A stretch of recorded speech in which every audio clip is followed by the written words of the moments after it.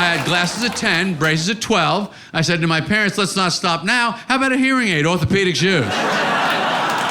I'm thinking about talking to a girl for the very first time in my life. I want as much corrective apparatus on my head as I can possibly get. I think that's what women like.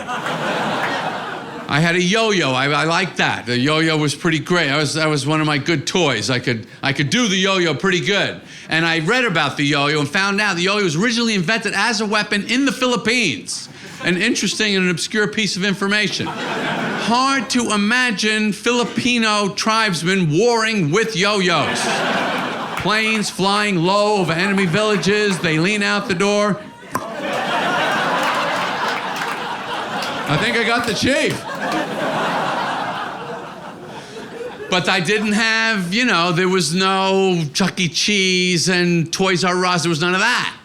So, you just did whatever your parents were doing. Wherever they had to go, I would go. So my mother would want to go to the wallpaper store.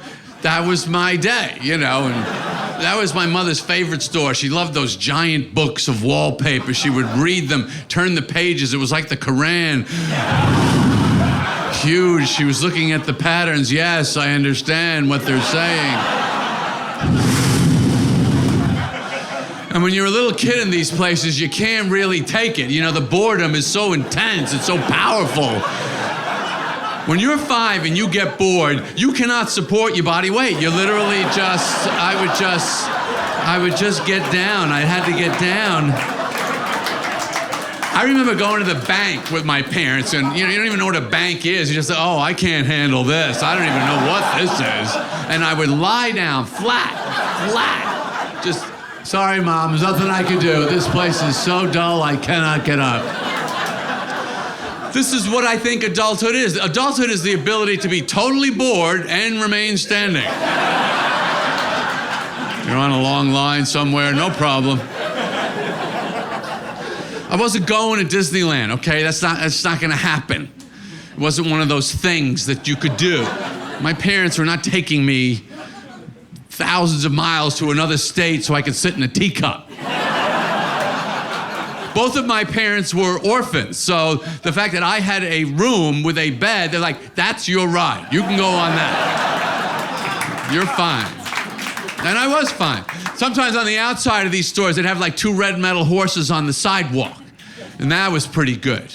You get 10 cents, and it wasn't a ride, It was kind of a piece, just a fragment chipped off of a ride that landed there somehow. And it didn't do anything that would make you go wee. It was just kind of grind forward and back.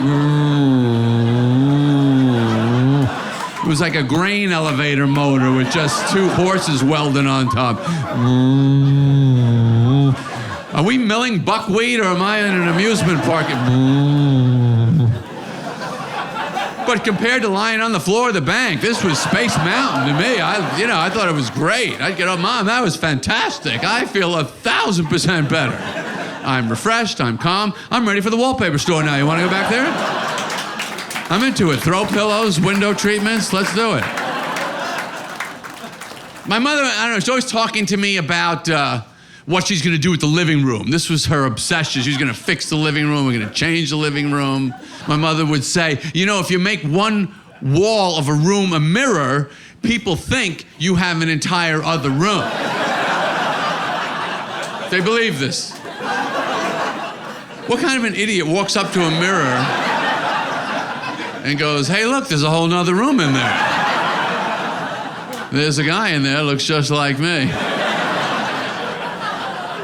And my parakeet would fall for this. I would let him out of his cage. I always felt bad that he was in the cage, so I would let him out, and he would fly around, and he would go bang right into the mirror with his little head, and the feathers would fly, and he'd hit the ground, and he'd fly off in another direction, a little askew. But I used to think, even if he thinks the mirror is another room, why doesn't he at least try and avoid hitting the other parakeet? Look up. What happened to bird's eye view? There's another parakeet coming right at you.